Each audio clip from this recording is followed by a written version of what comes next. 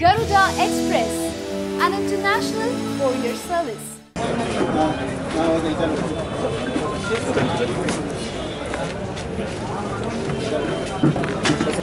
దాదాపు 11 మంది మంత్రులు 50 మంది పైగా శాసనసభ్యులు 7 మంది శాసన మండలి సభ్యులు మొత్తం అందరూ కూడా తెలుగుదేశం పార్టీకి సంబంధించినటువంటి రాష్ట్రంలో ఉన్నటువంటి అందరు నాయకులు నంద్యాల పట్టణంలో తిష్టవేసి ప్రజలు మా పక్కన ఉన్నారు, జగన్ అభివృద్ధి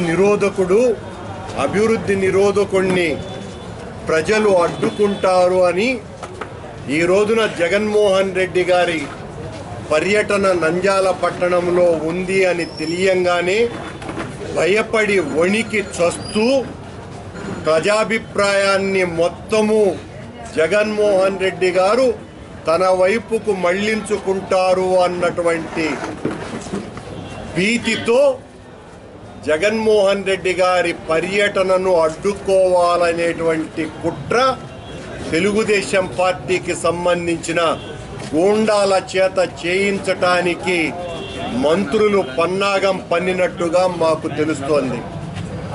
ప్రజాస్వామ్యాన్ని శాంతియుతమైనటువంటి పద్ధతుల ద్వారా ఓట్లను అభ్యర్థించటానికి 3 సంవత్సరాలుగా ఏ పార్టీ అభివృద్ధి చేయకుండా మాయ మాటలతో ప్రజల్ని మభ్యపెట్టేటువంటి ప్రయత్నం చేస్తున్న తెలుగుదేశం పార్టీ యొక్క అధికార దాహాన్ని ఎండగట్టడాన్ని వేదికగా జగన్మోహన్ రెడ్డి గారు ఈరోజు సభలో ప్రజలకు చెప్పబోతున్నారని, వైఎస్ఆర్ కాంగ్రెస్ పార్టీ ఏ విధంగా ప్రజల ఆకాంక్షలని, ఆశలని, ఆశయాలని నెరవేర్చటానికి కృత నిశ్చయంతో ఉన్నది.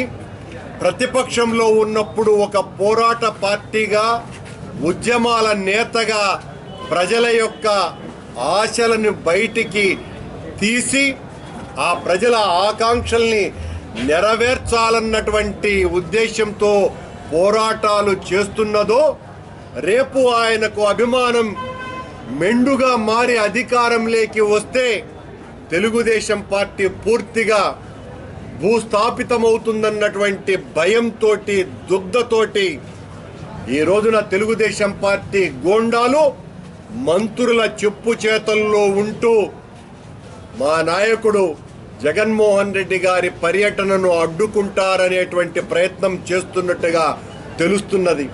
ఇదేనా ప్రజాస్వామ్యం పట్ల చంద్రబాబు గారికి ఉన్నటువంటి ఆలోచన?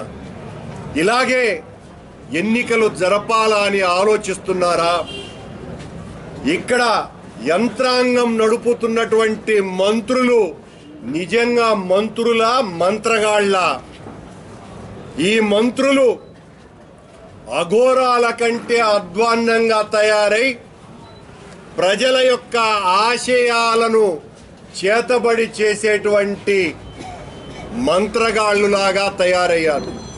ప్రజలను, ఓటర్లను బెదిరించటానికి ప్రభుత్వ యంత్రాంగాన్నంతా కూడా వాడుకుంటూ మా పార్టీని, మా పార్టీ నాయకుణ్ణి, మా పార్టీ నేతలని అగౌరవపరిచే విధంగా మాట్లాడుతున్నారు. నిజంగా మీరు చేసినటువంటి అభివృద్ధిని చూసి ప్రజలు ఓట్లు వేసే పరిస్థితి ఉంటే, మంత్రులారా, అమరావతిని వదిలి నంద్యాలలో మీరెందుకు తిష్ట వేసినారు?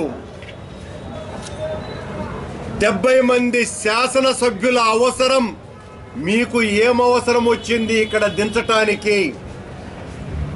100 కోట్ల మీ అవినీతి సొమ్మును పంచుతూ మా పార్టీకి సంబంధించిన నాయకులను బెదిరిస్తూ ఓటర్లను ప్రలోభపరుస్తూ